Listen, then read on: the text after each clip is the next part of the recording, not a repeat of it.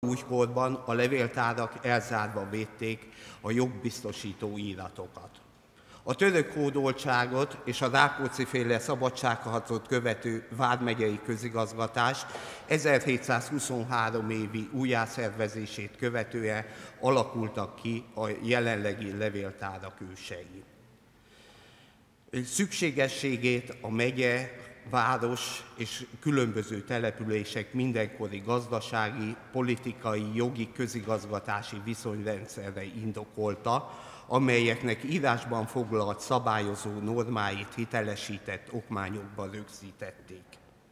Alapos jogbiztosító érdek fűződött ahhoz, hogy ezek az okmányok megmaradjanak, elérhetők legyenek, és szükség esetén hivatkozási forrásul szolgálhassanak az egymással különféle partneri kapcsolatba került felek számára.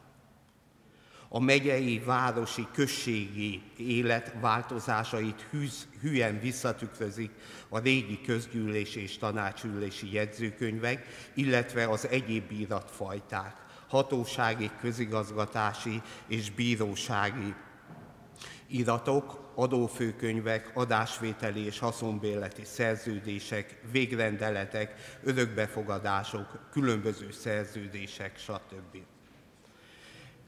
Történeti értékű iratok biztonságos megőrzése, szakszerű rendezése, kutathatóvá tétele a levéltár legfontosabb feladatai közé tartozott és tartozik ma is.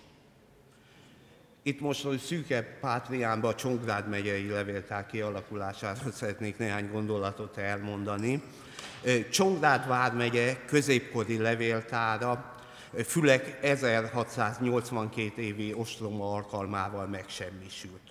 Az 1723-ban újjászervezett megye levéltárába elsőként azok az iratok kerültek, amelyeket a szegedi kamarai hivatal prefektusa adott át az első nemesi közgyűlésen. A következő fél évszázadban keletkezett iratokat a Szegeden bérelt megyeházán őrizték, az intézkedést igénylő aktákat pedig a tisztviselők maguknál tartották. A váltakozó színhelyű megyei köz- és kisgyűlésekre, valamint a törvényszéki tárgyalásokra szekérderékban, ládába zárva szállították az iratokat. Ez az állapot 1767-ig tartott, ekkor a vármegye és levéltára a kijelölt új megyeszékhelyre, Szegvárra költözött. 1786-ban Szegvár lett az egyesített Békés, Csanád és Csongrád vármegye székhelye is. 1790-ben a vármegyék és Szeged önállóságának visszaállításakor az iratokat törvényhatóságonként szétválogatták. 1794-ben a vármegye tiszteletdíjas levéltárosra bízta az iratok rendezését és segédletekkel való ellátását. 1809-től pedig állandó levéltárnokot alkalmazott. A kiegyezést követően a Magyarországos Levéltár 1874-től 1922-ig a Belügyminisztérium, ettől kezdve a Vallás- és Közoktatásügyi Minisztérium felügyelete alá tartozott. A megyei és városi törvényhatóságok főlevéltárnokainak főnöke a törvényhatóság első tisztviselője volt, és a törvényhatóságokon keresztül mindvégig a belügyminisztérium alá tartoztak. A két világháború között a Magyarországos Levéltár esetenként gyakorolt bizonyos felügyeleti jogot a törvényhatósági levéltárak felett, felülvizsgálatokat, felméréseket végzett, és a törvényhatósági főlevéltárnokoknak a Magyarországos Levéltárban szakmai gyakorlatot kellett végezniük. Mindez azonban csak kismértékben hozta közelebb a levéltárakat, amiben az a körülmény is közrejátszott, hogy a Magyarországos Levéltár a történetírás intézményes művelését tekintette fontos feladatának, a törvényhatóságok levéltárosai viszont idejük jelentős részében közigazgatási teendők ellátásával voltak kénytelenek foglalkozni. Levéltár ügyben változást csak az 1950 évi 29-es számú törvényerejű rendelet hozott. 1950-től a megyei és városi közlevéltárakat szerveztek, amelyeket 1952-től állami levéltáraknak neveztek, és a levéltárak országos központjának alárendelve egységes hálózatba foglalták, ami gyakorlatilag az önkormányzatok levéltárainak az államosítását jelentette. Csongrád megyébe 2 állami levéltárat hoztak létre, Szeged és Szenteszékhelyen. A szegedi állami levéltár kezelésébe került Szeged város levéltárán kívül a volt Csanád vármegyei iratanyag, valamint a Makói levéltár felügyeleteit is Szegedről látták el. A szentesi állami levéltár gyűjtőterületéhez tartozott Szentesen kívül Hódmezővásárhely is, illetve a Csongrád megyei anyag 1950-ig az ő vezetőkbe került, jelenleg is ott van. Az 1960-as évek végén ismét változás következett be a hazai levéltár ügyben. A 2025/1967 számú kormányhatározat szerint az állami területi levéltárakat 1968. január 1-től a megyei tanácsok vették át. Az átszervezéssel a szegedi levéltár új neve Csongrád megyei 1-es számú levéltár, a szentesié pedig Csongrád megyei 2-es számú levéltár lett. A Csongrád megyei tanács VB 1973. január 1-től egy levéltári igazgatóságot szervezett Szeged-székhellyel. Ettől kezdve alakult ki Csongrád megyébe lényegében a jelenleg is működő fióklevéltári hálózat. A csongrádi fióklevéltár 2001-ig szervezetileg a szentesi fióklevéltár részlegeként működött, 2002. január 1-től önálló fióklevéltár lett. Tehát, hogy világosan lássuk, Szeged-székhellyel működik a Csongrád megyei levéltár, és a városokban 4 fióklevéltárunk működik, nevesítve Hódmezővásárhely, Csongrád, Hódmezővásárhely, Makó és Szentesen. A rendszerváltást, tehát 1990-et követően a hazai levéltárügyet nagy mértékben megerősítette az úgynevezett levéltári törvény, az 1995 évi 65. törvénycikk kiadása, valamint a 10/2002 évi minisztériumi rendelet megjelenése. A levéltári intézmény jelenleg 3 funkciót lát el: közgyűjtemények, tudományos műhelyek és részben a közigazgatáshoz kapcsolt társintézmények. A rendszerváltás a levéltárak felértékelődését is magával hozta hazánkba, mivel a tulajdonviszonyok megváltozása az iratok jogbiztosító jelentőségét is felértékelte. Eddig a történeti múltról röviden. Ez a most működő levéltári hálózat Magyarországon, mint említettem, valóban életképes, működőképes, jelentősebb, a szakma szerint jelentősebb szervezeti változás nem igényel. Mint említettem, természetesen ez a közigazgatási változások azonban itt hozhatnak változásokat. Az előadásom címében a jövőképet is megemlítettem. A jövőképet a történelmi múltból levezetve szervezeti változásokat úgy érzem, hogy a szakma, illetve a ráció a racionalizmus nem igényel.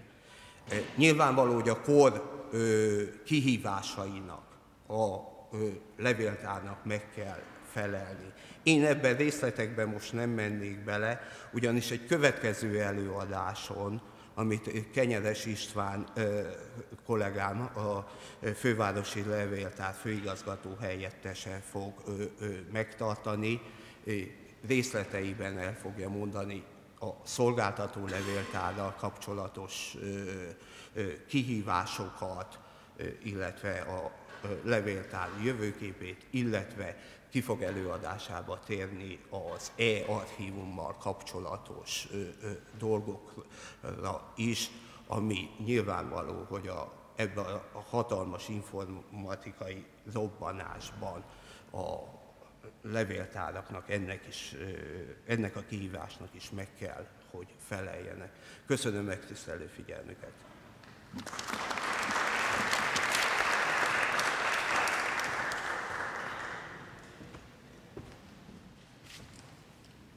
Zahvaljujemo kolegi Tiboru na zanimljivom informacijama, bogatom referatu i sada pozivam Nikolu Petričića, mladog kolegu iz Istorijskog arhiva Zrenjanin, da pročita njegov referat o zaštiti arhivske građe.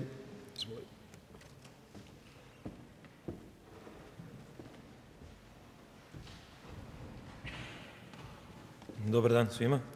Ja sam Nikola Petričić iz Istorijskog arhiva iz Zrenjanina. Ovo su neka iskustva i zapažanja spoljne službe na terenu, znači po registraturama, a sve u svetlu svojinske transformacije i stanja arhivske građe po registraturama. Društveno-ekonomske promene koje su početkom 90-ih zahvatile postkomunističke zemlje srednje, istočne i jugoistočne Evrope i kojima su one praktično već okončane, kod nas su, usled političkih okolnosti koje su vladale 90. godina, kasnije otpočele i još uvek su u toku. Kao jedan od najvažnijih činilaca ovih društveno-ekonomskih promena je i svojinska transformacija, čiji se kraj nazire, jer je veliki broj društvenih preduzeća dobio novog titulara svojine. U svetlu ovakve svojinske transformacije, naša struka se nalazi pred brojnim izazovima koje donose novi momenti po pitanju statusa arhivske građe, smeštaja i čuvanja od strane novih vlasnika transformisanih preduzeća. Iskustva sa kojima se spoljna služba suočava na terenu su različita. Od prihvatanja obaveze čuvanja i brige za nasleđenu arhivsku građu kupljenog preduzeća od strane novog vlasnika do potpunog nemara i nezainteresovanosti ne samo za arhivu koja je nastala u prethodnom periodu, nego i za sam istorijat preduzeća i za sve što se dešavalo pre njihovog dolaska u preduzeće kao novih vlasnika. Pošto je mogućnost informisanja o statusnim promenama u raznim privrednim subjektima sa naše teritorije jedino moguća putem medija, jer nas niko zvanično službenim putem ne obaveštava o tim promenama, ovi procesi se vrlo brzo odvijaju i može se na njih reagovati samo naknadno. Mada teško primenljiv preventivni način delovanja je najcelishodniji u ovakvim slučajima i on bi predupredio svaki mogući nesavesni odnos prema arhivskoj građi. Na terenu od slučaja do slučaja, od preduzeća do preduzeća, situacija je potpuno različita. Praktično svaki primer promene vlasništva je priča za sebe. Od situacije kada novi vlasnici sami zovu arhiv i interesuju se po pitanju svojih obaveza vezano za smeštaj, čuvanje i evidentiranje arhivske građe, do najtežih mogućih oblika uništenja ili škartiranja arhivske građe i registratorskog materijala, mimo svake liste kategorija registratorskog materijala i mimo znanja nadležnog arhiva. Kada su novi vlasnici privrednih subjekata iz zemalja Zapadne Evrope, više je takvih primjera, uglavnom sami zovu arhiv radi uspostavljanja buduće saradnje i interesuju se za svoje obaveze po pitanju čuvanja, smeštaja i evidencije arhivske građe. Nekako čini se da pošto dolazi iz dobro organizovanih i uređenih država, gde se zna red u svakom pogledu, jednostavno imaju društvenu svest na visokom nivou o značaju arhivske građe i shvataju naš poziv. Kao po pravilu potpuno suprotan slučaj kad su u pitanju svojinske transformacije, kad su novi vlasnici preduzeća naši ljudi. Tu apsolutno nema brige za arhivsku građu i ona je uglavnom ono poslednje o čemu oni vode računa. Nailazimo tokom rada na najdrastičnije primere namernog uništenja arhivske građe, otuđenja, škartiranja registratorskog materijala na svoju ruku bez ikakvog pisanog traga. Često se kao problem javljaju slučajevi kada novi vlasnici kupe samo objekte nekog propalog preduzeća koje više ne egzistira, a naknadno se u objektu pronađe arhiva tog bivšeg preduzeća. Nove vlasnike uopšte i ne interesuje ta arhivska građa, nego su nestrpljivi da se što pre otarase. Čak i kada se novim vlasnicima stavi do znanja značaj i važnost arhivske građe, oni to prihvataju kao nužno zlo koje moraju da prihvate i da o tome vode računa, zato što postoje za njih tamo neki propisi koji regulišu status, smeštaj i način evidencije arhivske građe. Na neki način bi se moglo reći da je još najbolji epilog što se tiče naše službe i same arhivske građe u preduzećima koje se nisu snašle u novonastalim okolnostima poslovanja, kada se preduzeća ne transformišu na uspešan način. Onda se u najvećem broju slučajeva posle završenog stečaja arhivska građa preuzima od strane arhiva i nema te neizvesnosti šta će se sa njom desiti i kakav će tretman imati od strane novih vlasnika. To je posebno važno kada se radi o staroj arhivskoj građi koja ima veliku vrednost i za koju je najsigurnije da je u arhivu, umesto da bude prepuštena na milost i nemilost nekom novom vlasniku firme. Nekoliko primjera predstavljaju najteže oblike uništenja veoma vredne arhivske građe. Primer fabrike nameštaja Žarko Zrenjanin iz Zrenjina, fabrike sa višedecenijskom tradicijom u kojoj nije sačuvan apsolutno ni jedan dužni metar arhivske građe, nakon što je ona prešla u ruke novih vlasnika, govori sam za sebe. Slučaj Zrenjinske fabrike duvana koja egzistira čak od prve decenije prošlog veka, u kojoj je na volšeban način potpuno nestala gotovo cela arhiva, upozorava na samovolju novih vlasnika na koju se mora odgovoriti na adekvatan način, ali iz ovih ili onih razloga arhivima su često vezane ruke. Međutim, mnogo su češći primjeri promene vlasništva u preduzećima koji su neretko praćeni manjim ili većim potresima, ali se to nije odrazilo na brigu, smeštaj, evidenciju i sveukupan odnos prema arhivskoj građi. Primjeri fabrike lekova Jugoremedije, fabrike mleka i mlečnih proizvoda mlekoprodukata, fabrike kože Toza, fabrike Radijator i mnogi drugi govore u prilog činjenici da je ipak mnogo više slučajeva u kojima se privatizacija prirodnih subjekata nije odrazila na položaj i status arhivske građe u tim preduzećima.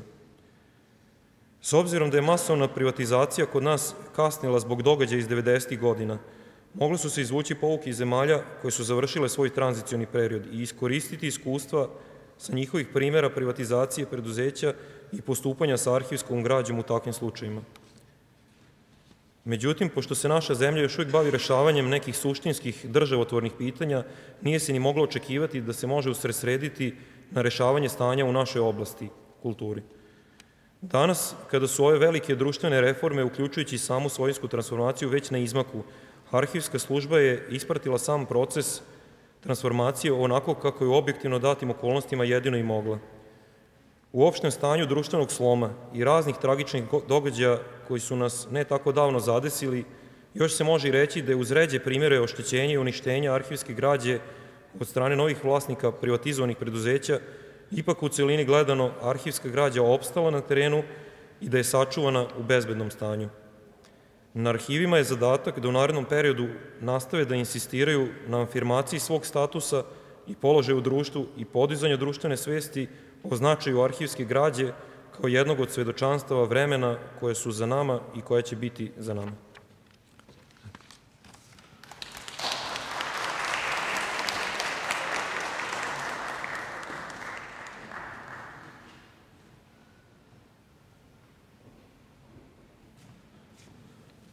Hvala mladom kolegi. Idući predavač je takođe iz istoga istorijskog arhiva. U ovom slučaju reč je o direktorici gospođi Nadi Boroš.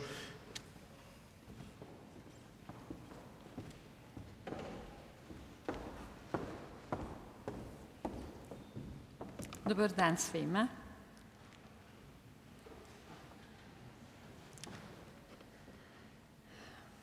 Moj rad odnosi se na statusne i strateške probleme naših arhiva u nastalim društveno-ekonomskim uslovima. Samo napisan događaj živi i pošto se završio. Napisao je Nobelovac Ivo Andrić, koji ovom svojom rečenicom samo potvrđuje da saznanja iz prošlosti utemeljena na arhivskim dokumentima omogućavaju razumevanje sadašnjosti i kreirane budućnosti. Zbog toga savremeni svet i uređene zemlje institucije arhiva svrstavaju u sam vrh ne samo kulturne, nego i državne strategije, pošto je pitanje arhiva pitanje državnog i nacionalnog dostojanstva. Ideja o zaštiti dokumenata nastalih radom državnih organa kod nas se javila polovinom 19. veka. Od ideje do realizacije prošlo je punih pola veka, jer je na samoj prekretnici vekova 1900. godine počela sa radom prva državna arhiva u Beogradu. Osnovana je po uzoru na organizaciju francuskih arhiva, koji su u to vreme obeležavali 100-godišnjicu svoga rada. Međutim, sama zgrada Arhiva Srbije, sagrađena pre 28 godina, posle osnivanja prvog državnog arhiva, zbog svoje lepote i monumentalnosti svedoči da je Kraljevina Jugoslavija imala veoma ozbiljne namere da organizuje arhivsku službu u zemlji. Do toga, zbog Drugog svetskog rata, ipak nije došlo, mada je u tom periodu 1926. godine osnovan današnji Arhiv Vojvodine i neki drugi arhivi na području bivše Jugoslavije.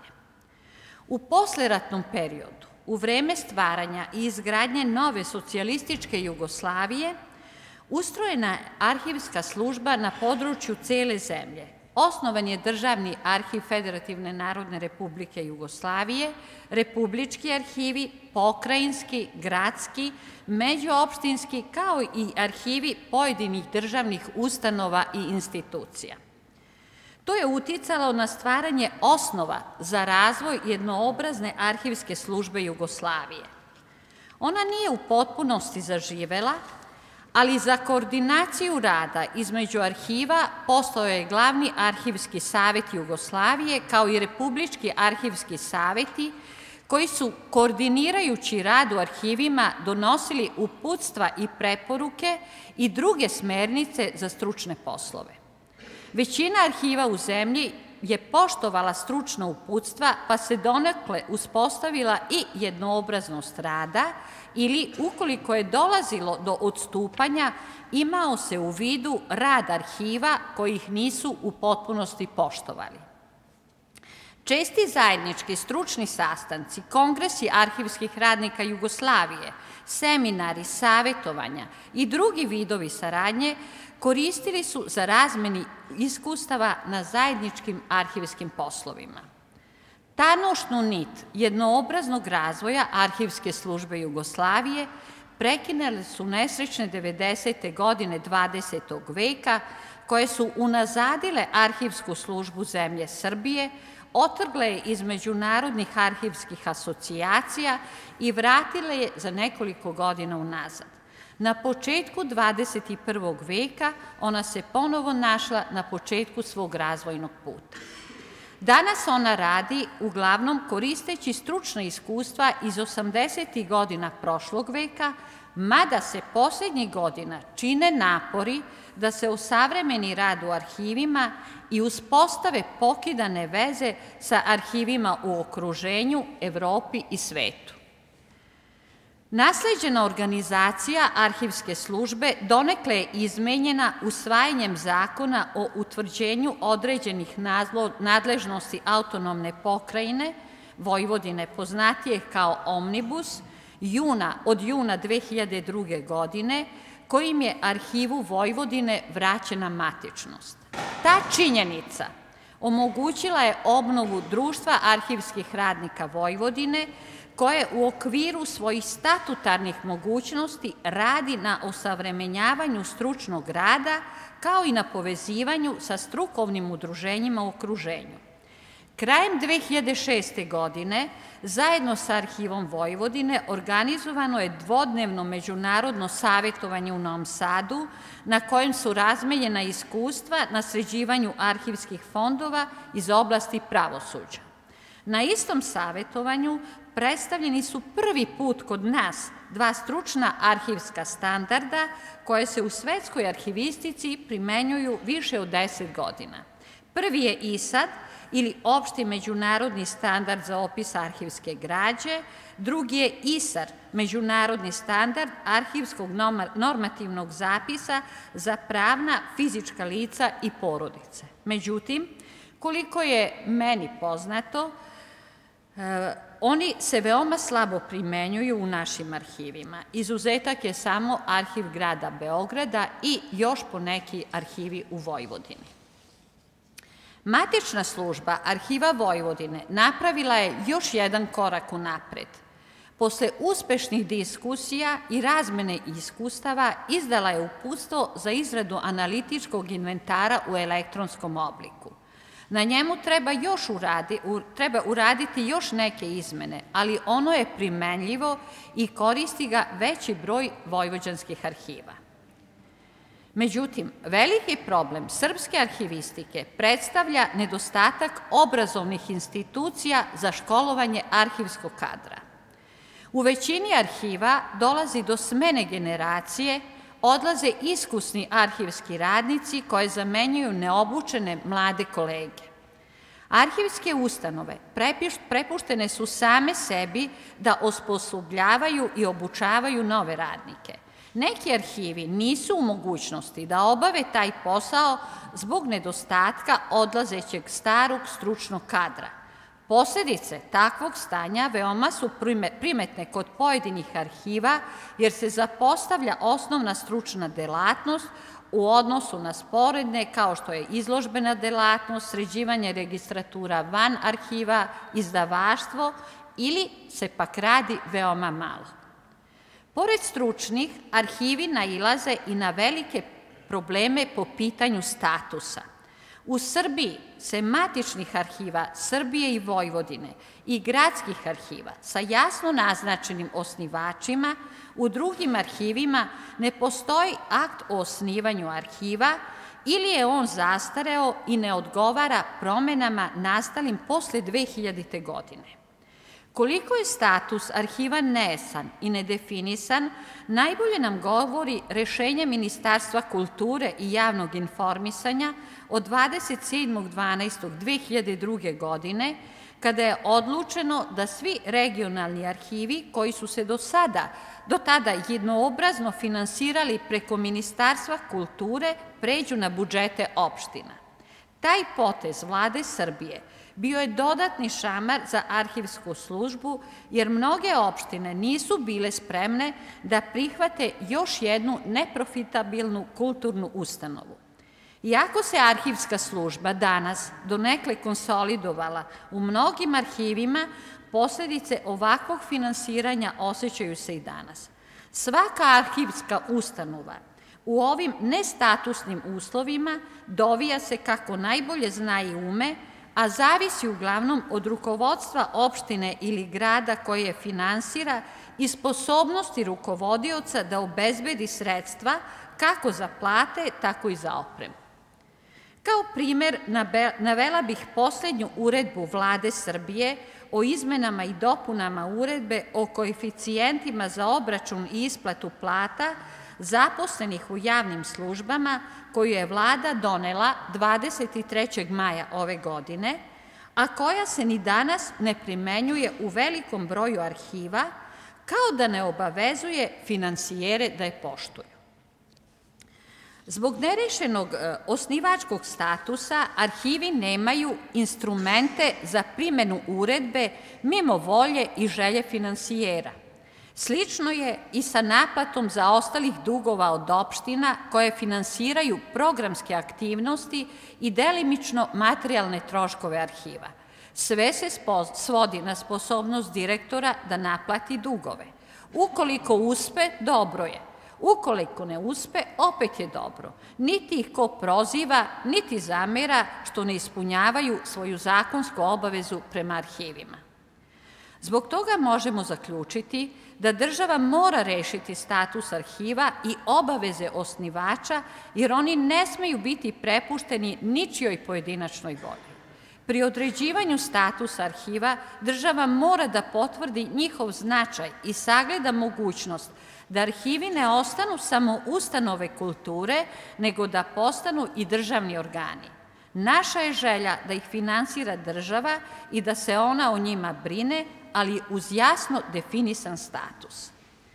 Pored statusnih, arhivi u Srbiji imaju i strateške probleme jer nemaju viziju razvoja, osmišljenu stručnu politiku i zajednički razvojni put. Za strateški razvoj neophodno je sačiniti projekat strategije razvoja arhivske delatnosti Srbije u kojem bi se na osnovu detaljne analize stanja definisali prioriteti razvoja i za koji bi stajala država kao garant. To je neophodno jer se pri izradi strategije moraju poštovati i u nju ugraditi evropski i svetski propisi iz oblasti arhivistike koji će omogućiti primenu najnovijih dostignuća u toj oblasti i pristup finansijskim fondovima Evrope i sveta. Predlog zakona o arhivskoj građi i arhivima predviđa regulisanje statuta arhiva i mnoga druga važna stručna rešenja i mi se nadamo da će na jednoj od sledećih skupštinskih zasedanja Republičkog parlamenta biti usvojen i ovaj zakon. Rešavanje stručnih, statusnih i strateških problema naše arhivske službe omogućit će da što pre postanemo ono što stvarno i jesmo, sastavni deo evropske i svetske kulturne baštine. Hvala vam.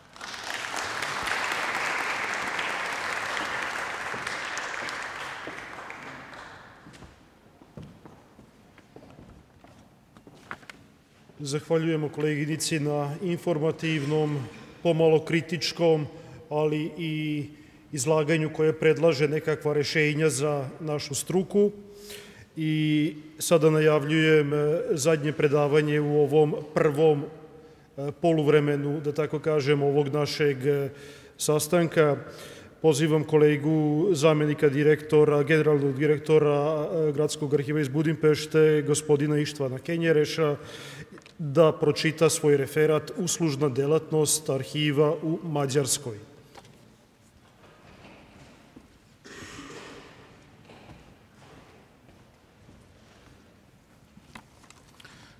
Tisztelt Hölgyeim és Uraim, kedves kolléganők és kollégák! Hát hálátlan szerep jut rám egy ebéd előtti utolsó előadást tartani, úgyhogy igyekszem rövidre venni mondandó valómat. Azt azért hozzá kell tennem, hogy itt hallottam egy nagyon kritikus előadást előbb Nagyja Boros igazgató asszonytól, és elgondolkodtam rajta, hogy hát kicsit nálunk is ugyanez a helyzet, sőt bizonyos esetekben talán súlyosabb, tehát ne gondolja senki a szerbiai vajdasági kollégáink közül, hogy Magyarországon is teljel mézzel folyó Kánaán lenne a levéltárak helyzete.